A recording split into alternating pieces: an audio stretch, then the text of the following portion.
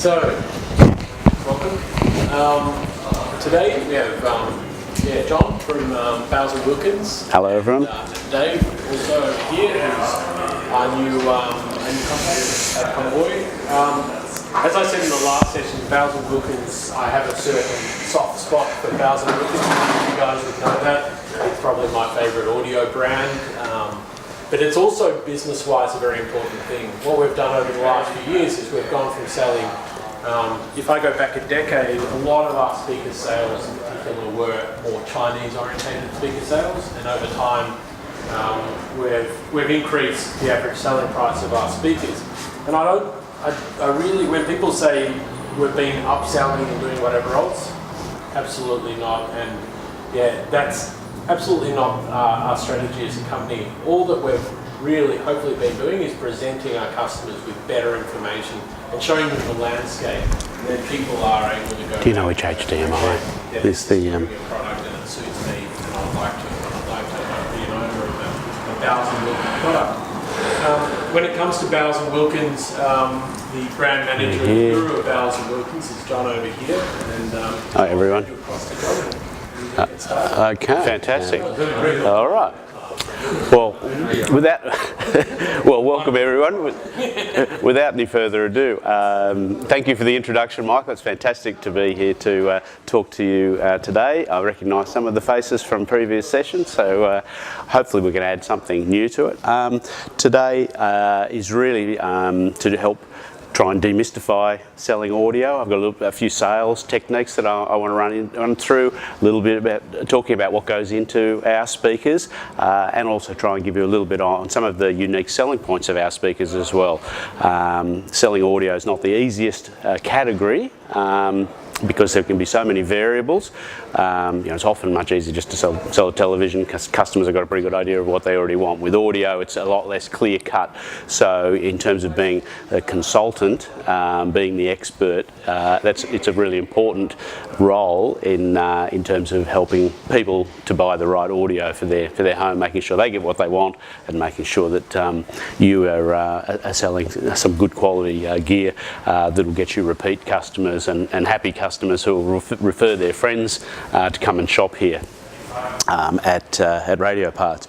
So I'm going to kick off with a little video. It's one of the most popular videos that B&W has, and they've got their own YouTube channel, in fact, with a lot of great content on it if you go exploring. Really interesting stuff about products, about their factory, and various other aspects, artists that they work with, and so on.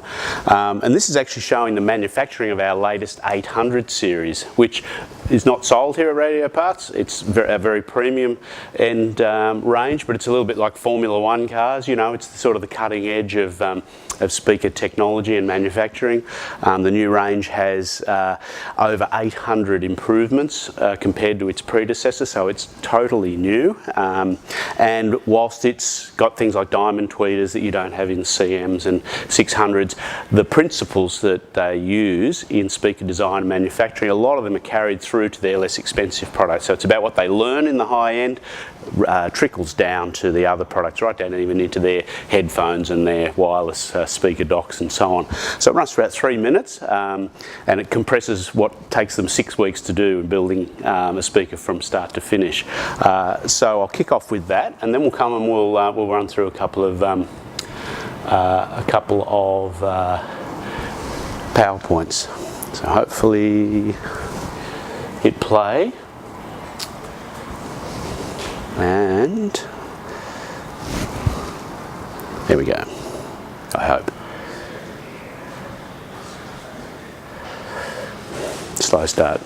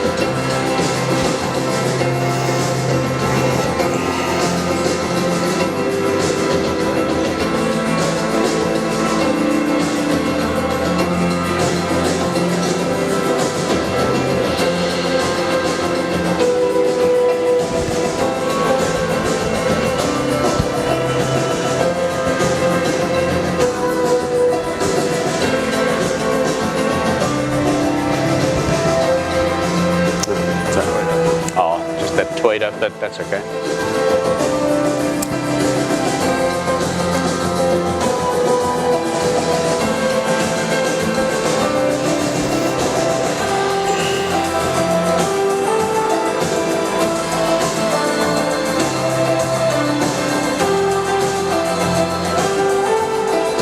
Thanks.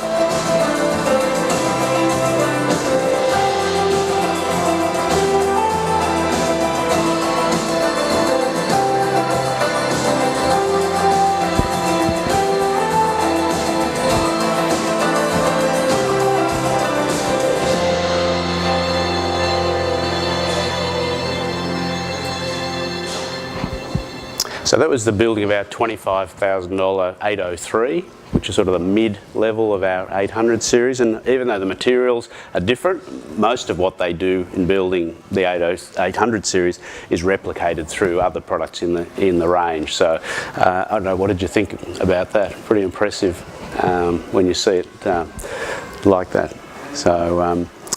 So that video and many others, as I've said, available on the B&W YouTube channel if you want to go exploring. I know a lot of you have been selling B&W for a long time and are familiar with the brand. Anybody new to B&W here? Anybody who hasn't had much to do with it? Yeah. Anybody own some B&Ws here? Yeah. Wow. Fantastic. So we've got a loyal bunch. So just to recap on B&W, it's actually our 50th anniversary this year. 2016 represents 50 years since John Bauer started the company. I'm not going to give you a big history lesson today. They've got some fantastic new historical assets, photos and background stories and so on the website, and we're pushing that out in terms of media releases at the moment. So you'll see a bit of that historical stuff, but which is pretty cool. But right since the mid-60s when they started, they've been about trying to achieve the best sound possible. It's really in their DNA, sound quality, and it sets them apart from a lot of companies who will build products to a price. We tend not to do that. We're obviously conscious of making products that people can afford, but they've never been afraid to build things that are a bit more expensive than other brands, because for people, they're not for everyone, but for certainly people who appreciate good sound and who want the best, they're the customers that we're chasing. They don't need to spend a fortune to get the level of quality that we offer, but we do offer a big range of products, even from a bit over $200 for one of our headphones, or for a bit over $1,000 for one of our 685 speakers, our most popular model. And so it's a brand a lot of people aspire to, and even though you're not selling 800 series, we sell a lot more CM and 600 series that your customers are much more likely to be interested in buying anyway. So the 800 series is the speaker of choice for some very big recording studios, which is a terrific endorsement considering it's a domestic speaker. It's made for the home, but professionals in places like Abbey Road in London and Skywalker Ranch in California choose the 800 series as their reference speaker when they're making their recordings. So that's not a bad endorsement. And an interesting little local connection there is that there's a new Abbey Road Institute here in Melbourne, opened last year. I don't know if you knew that, but they're training engineers using the Abbey Road kind of template or formula to go out and make very high-class recordings of artists and movie soundtracks and that sort of thing. And here at South Bank in Melbourne, they've actually got a studio with the 800 series in it. So there's a nice local connection there, and that's happening actually all around the world. We see Abbey Road Institutes being built. So places where they can have just about any speaker they want. There's a lot of professional speakers in the market, but they're choosing what is essentially a home speaker system to make those recordings, which is not a bad endorsement. So we have over 100 products in our range, through from those P3 headphones, a bit over $200 as I mentioned, right through to our Nautilus, the one that looks like a bit like a snail shell, which is over $100,000 a pair. And we make these traditional style in-room speakers, which is still our core product area, and probably the most well-known range, but we've diversified dramatically, particularly over the last 10 to 20 years, into areas such as custom installation, which is actually the biggest growth area, and we've now got our custom installation wall, which David's going to explain in a bit more detail and talk to you about, give you a few more tips and a bit of insight, where, as I mentioned, personal audio products are now a big growth area because people's listening habits have changed. People are listening a lot more places than they used to, taking their music with them on their phone and so on. So we're catering for those customers, and hopefully one day we'll bring them into our, into our core speaker range as well, where you get the full experience of a beautiful component hi-fi system. We're also now in the car audio business, where we work with high-end car makers like Maserati, BMW and Volvo. You can option our system in to a lot of those cars, and that's great visibility for the brand, as well as giving people another opportunity to experience the best sound in another environment. So this session, I didn't want to be one-sided and me talking to you. If you've got questions or there are particular things you want to know, I'm more than happy to take the time to do that. Great. Well, let's move right along. I thought a good place to start, or a good place to move to from here. Now, you guys have obviously got a fair bit of experience, but I thought you can see that we can do pretty detailed presentations here of a huge amount of technology that's in our products.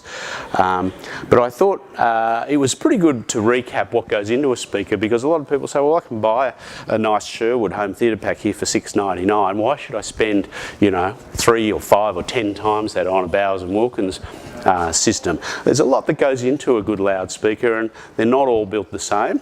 And it's important to be able to at least understand the benefits of different systems. So I've done just a quick overview of what goes into a speaker, and this is a B&W XT series. You can't get these anymore, but they had a nice sort of X-ray view of what makes up a loudspeaker.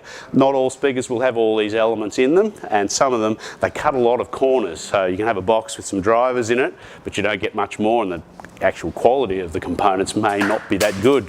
So it's important to have a bit of an insight into all these things, so that you can again help justify selling a premium product.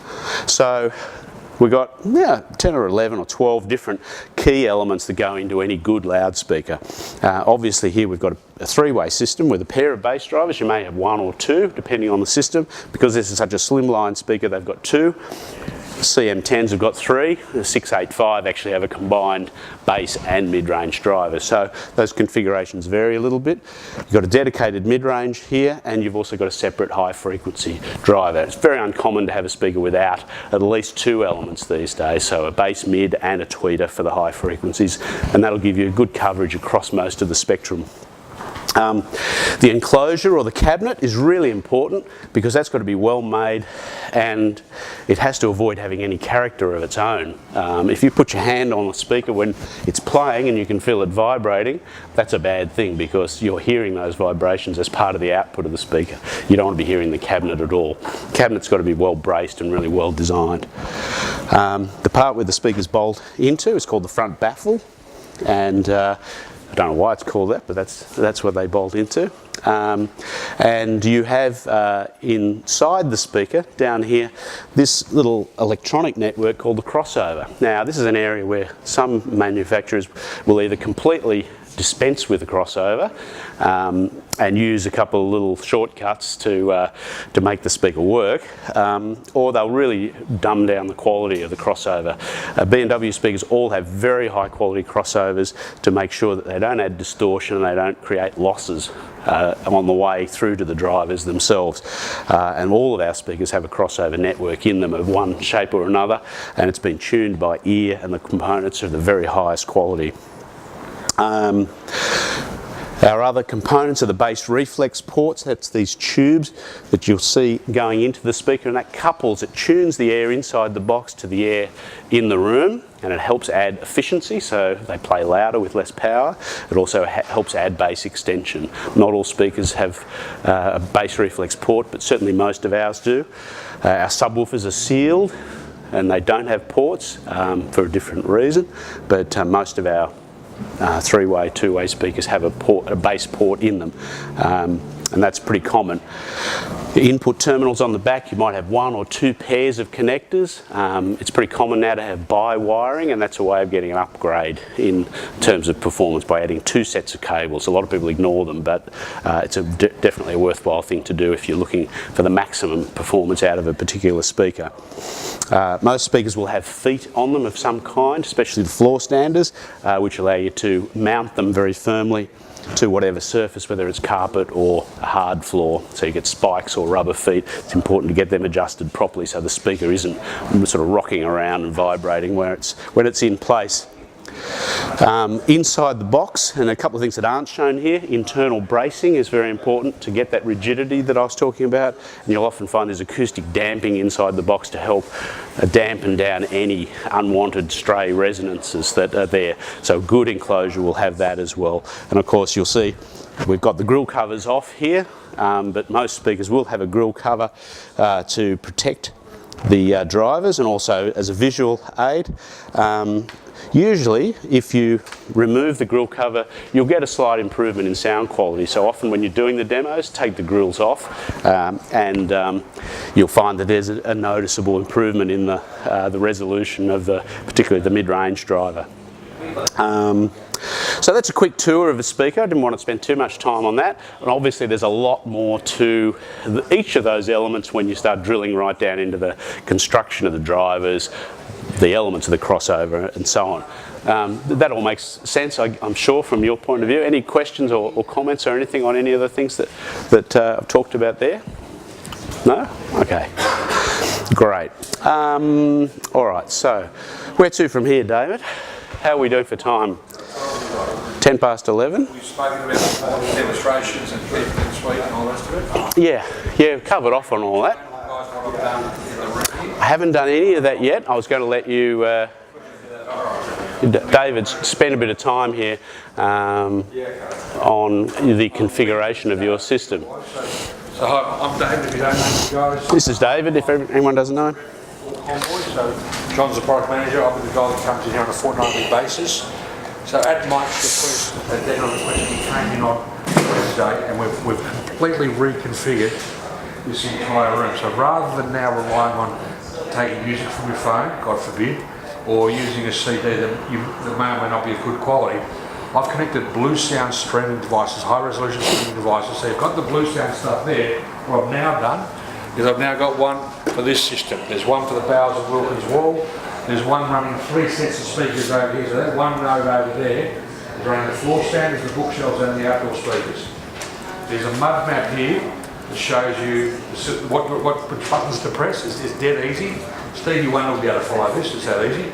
So what I want you to do, I will go through it later on. I'm going to show you just how to use the back wall, because that's a little bit more complex because you've got the Bowers and Wilkins speakers in a comparator, you've got your own comparator, there's a few systems in there. But once you get the hang of that, I encourage you to download the Bluesound app.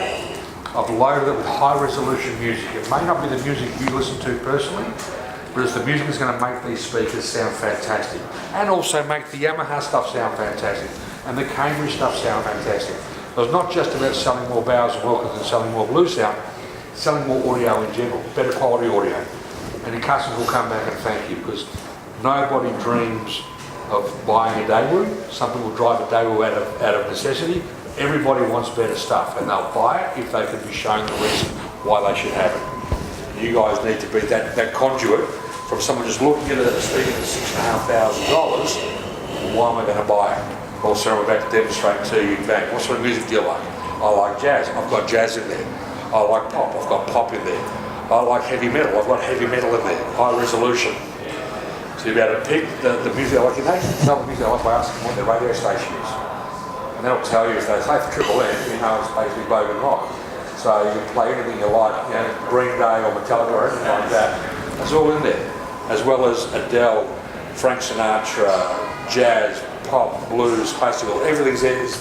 I'll show you how to use it later on, and then I'll encourage you, once you get comfortable with it, download the app, and then you don't have to go to the wall. You can actually do it from anywhere in the room. But I'll go back to John and then follow on from what you're going to do. and then we'll do a demonstration, and then we're Yeah. probably about right. Absolutely. Yeah, look, I'll spend a few minutes talking about the range of speakers here. I think we've done some of this before, but just as a little recap, and if there's any questions or anything you wanted me to talk about, you don't need to present all the technology to customers, but it's pretty good to know what's in them so you can talk confidently about them if that comes up. So the two main speaker ranges here, the core speaker ranges, are our CM series and the 600 series, which are, have some important similarities but also some very important differences. So CM series is our mid-level range, and it comes in a premium set of finishes, so either in a timber veneer, I can't see a rose nut, but we've got a nice wood veneer finish, or a painted high quality satin white, or a gloss black finish. The cabinets in the CM series are heavier and have better bracing. So getting back to what I was talking about before with the quality of the enclosure, so they're more inert, and you're hearing more of what's actually coming out of the B&W drivers in this system. The drivers handle more power. They're using, in a lot of cases, better voice coils that have higher efficiency, bigger magnet systems and so on. So a bit sort of more of everything from the CM series, better internal wiring and better crossovers as well. You'll also see that in two of the CM models we feature a design element that comes straight out of the 800 series, and that's the tweeter on top. I've got a slide that talks about that in just a second, but really that's put up on top for two important reasons. One is to completely isolate it from the rest of the speaker so it's not affected by the energy that's being generated, particularly by the bass drivers. A lot of air movement, a lot of energy being pushed out there, and if the tweeter is mounted in the same enclosure, there isn't the inevitable impact of those drivers on the smaller tweeter. So removing it from the box and having it separate, letting it work in its own sub-enclosure, will help guarantee that you get better high frequency performance. The second thing is that the tweeter is very sensitive in terms of its dispersion or its spread into the listening area, and when you take it out of this flat surface, which it kind of sees, if you like, and especially the sharp edges here, and you allow it to radiate into free space, you really help generate a much better stereo effect, a stereo image, more depth in the sound stage, and better stereo imaging. So we have this on the CM10 and also on the CM6, which is the bookshelf model. And if you do a demonstration compared to the equivalents with the tweeter mounted in the front baffle, there's a very audible sense of air and space with the models with the tweeter on top. So that's why they do that, if anyone queries that particular design element.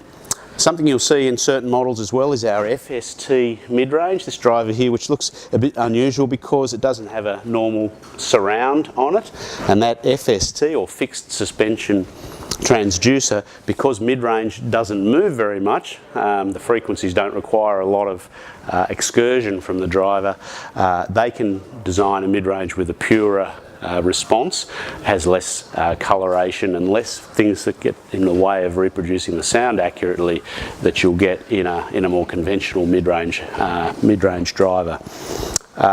Something that the speakers share in common is cast alloy drivers. That's the basket that this driver is built around, and that's this part here. And we use cast alloy, whereas less expensive speakers use pressed metal, and with cast alloy you can build much closer tolerances, have much lower distortion and much better resolution. And that's featured right the way through both the 600 and the CM series. So if we were to sort of summarise the differences between the two, 600 is really trying to provide as much performance as possible for the lowest possible price, if you like, without cutting corners. But the box has a vinyl wrap. Typically, and they don't have quite the level of bracing or build quality that the CM series has. So for say a 685 bookshelf, you're paying a bit over $1,000. For a CM series equivalent, a CM5, you're paying nearly double that, and it's got a lot of that's going into the superior component performance.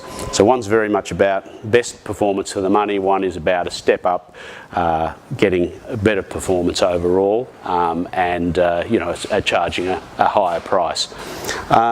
So look, there's probably not too much more to go into in this session that I really wanted to cover, unless there are specific things that people wanted to talk about in the mix.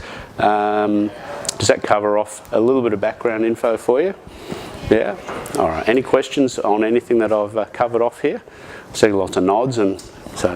Is there... Sorry, with your Kevlar drivers... Yeah.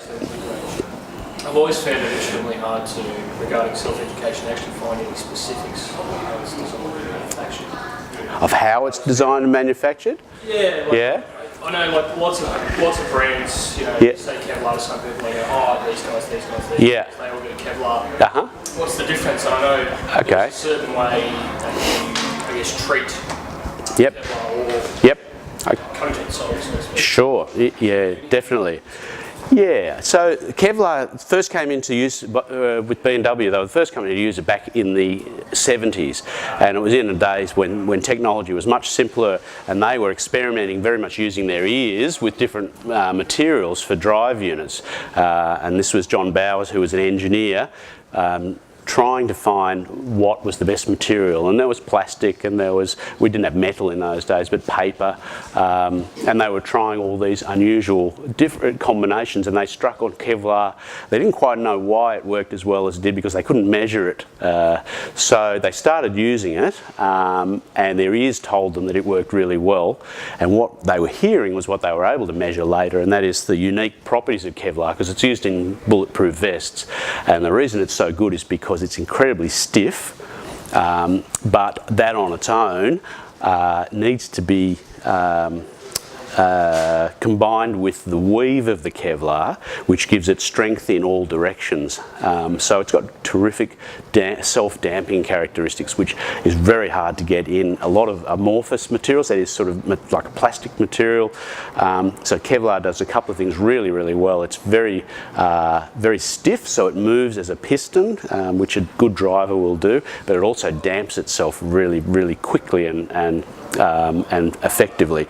Now BMW had a 25-year exclusive on Kevlar, because DuPont is the manufacturer of that material, and they make a lot of synthetic type materials. So they had 25 years to get to understand and develop Kevlar, and yes, other manufacturers are using it now, but they've got nowhere near the experience that BMW have. So the refinement in terms of the resin that they use to coat the Kevlar, because it's not straight Kevlar, the profiles, the shapes, and also doing things like this with the FST driver. No one else is doing that. So in terms of mid-range, we've got a number of different aspects, and so it's not just the material itself, it's actually what we do with it that really makes the difference. Things like our foam centre plug that's used in 600 series and CM that helps control the voice coil. It stiffens it without adding weight, and it also again reduces coloration and helps damp it. So there's a whole lot of, I think you get away from so much about it being about Kevlar. Great material, they've got the experience to get the most out of it is really what it comes down to. Yeah, and there's also Kevlar in these paper base drivers as well. So they're a combination of the lightness of paper combined with the Kevlar fibres, gives you that perfect combination of damping, tightness, and very, very good dynamic performance. But very good question, and there is a lot more on Kevlar if you want specific information, which I can give you. Great, good question. Anyone else? No? All right. Well, look, that's probably a good point at which to break. David's going to give you a bit of a rundown on what he's done, and we're going to have a listen to some music, I think.